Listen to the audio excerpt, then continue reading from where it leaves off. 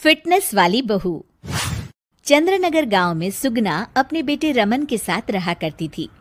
कुछ ही दिनों में उसकी शादी राधा नाम की एक लड़की से हो जाती है। राधा फिटनेस को लेकर बहुत ज्यादा सजग होती है और वो घर के बाकी लोगों को भी दिन भर फिटनेस टिप्स देती रहती है।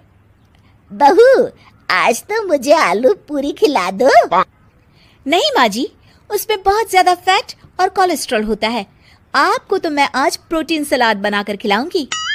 कुछ दिनों तक तो सब ठीक लगता है, मगर धीरे धीरे सुगना और रमन दोनों ही राधा की इस आदत से परेशान होने लगते हैं।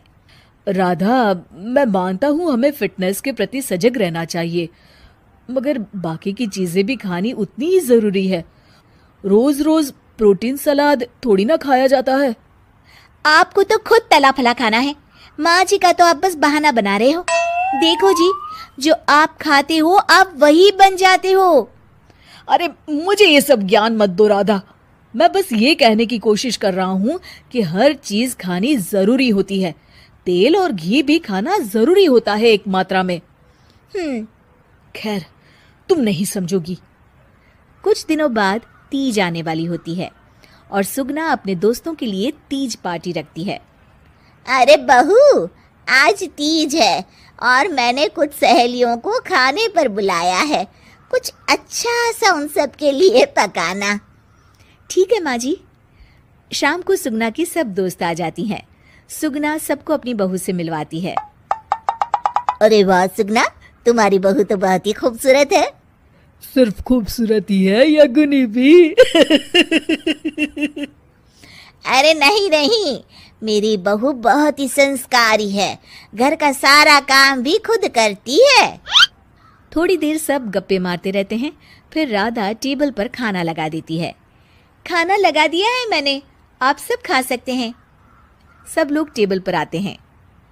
अरे ये सब क्या है? आंटी, ये पालक का सूप है और वो स्प्राउट सलाद। वो सब तो ठीक है बहू, मगर खाना कहाँ है? आंटी, यही खाना है, इससे हेल्थ भी बनी रहेगी और आप सबकी उम्र में तो यही खाना ठीक रहता है। हमारी उम्र मतलब? अरे हम कोई बुढ़िया थोड़ी ना हो गई हैं। अरे ओ सुगना, अगर खिलाना ही नहीं था तो हमको बुलाया ही क्यों? सब मूड खराब हो गया तीज के दिन, चलो यहाँ से। और ये सब बोलते हुए सब औरतें चली गई। अरे ऐसा क्यों किया राधा? मैंने बोला था ना कि कुछ अच्छा बनाना। तुम्हारे फिटनेस टिप्स हर जगह अच्छे नहीं लगते। आज तुम्हारी वजह से सब मुझे इतना सुना कर गई। जाओ, अब वो पालक सूप और सलाद खुद ही खाओ। उधर रमन भी राधा की इस आदत से बहुत परेशान हो जाता है, क्योंकि वो रोज उसके टिफिन में कोई ना कोई सलाद बनाकर देती और दाल देती। और एक शाम जब रमन ऑफिस से लौटता है तो अचानक गुस्से से आग बबूला हो जाता है। राधा, ओ राधा! आ रही हूँ, चिल्ला क्यों रहे हो? चिल्लाऊंगा ही ना, आज ऑफिस में मैं बेहोश हो गया था। अरे मगर क्यों? अरे तुम जो फिटनेस के नाम पर रोज ही सलाद और दाल देती हो ना, टिफिन में उससे मेरा पेट नहीं भरता और मुझे वीकनेस की वजह से चक्कर आ गए। मगर उसमें तो प्रोटीन होता है। हर चीज लिमिट में अच्छी लगती है राधा, चाहे वो फिर प्रोटीन ही क्यों ना हो। उसके अलावा भी सबकी मात्रा खाने में जानी चाहिए। मैं तो बस आप सबकी सेहत के लिए ये सब करती हूँ। अरे इतना भी मत करो, हमें खुला छोड़ दो थोड़ा। थोड़े दिनों बाद एक दिन जब सुगना मंदिर से लौटकर आ रही होती है तो अचानक से गिर जाती है और उसकी सब उंगलियां और हाथ पैर जोर से अकड़ जाते हैं। कुछ लोग मिलकर उसे घर छोड़ जाते हैं। घबराई हुई राधा तुरंत डॉक्टर को बुलाती है। डॉक्टर साहब, माँ जी को क्या हो गया है? इनका पूरा चेकअप करना होगा। वैसे तो मुझे लग रहा है कि इनको गठिया हुआ है, इतना तो पता चल रहा है। गठिया? बाप रे! हाँ, गठिया। इनके घुटनों और सभी जोड़ों में जो लचक, जो चलने फिरने के लिए ऑयल चाहिए ना, वो अब नहीं है। अरे कैसी बातें कर रहे हैं आप? मैं तो इनकी सेहत का बहुत ख्याल रखती हूँ, रोज प्रोटीन सलाद खिलाती हूँ और सूप भी।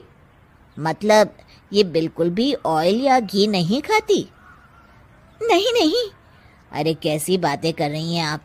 खाने में एक मात्रा में घी या ऑयल का होना बहुत ही आवश्यक होता है। अगर वो पेट में नहीं जाएगा तो जोड़ों में जो ग्रीस होता है वो खत्म हो जाता है। ओह, ऐसा क्या डॉक्टर? माँ जी ठीक तो हो जाएंगी ना? हाँ हाँ, हो जाएगी। थोड़ी देर बाद रमन भी ऑफिस से आ जाता है। क्या हुआ माँ? कुछ नहीं बेटा, बस ऐसे ही गिर गई थी। ये सब मेरी गलती की वजह से हो रहा है, मुझे माफ कर दीजिए आप दोनों। राधा रमन को सब कुछ बताती है। I am sorry Raman.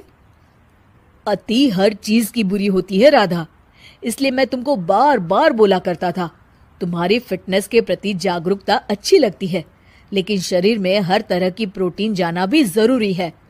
जी, आप बिल्कुल सही कह रहे हैं, मुझे माफ कर दीजिए। मैं अपने हाई क्लास फ्रेंड के दिखावे और बहकावे में आ गई थी।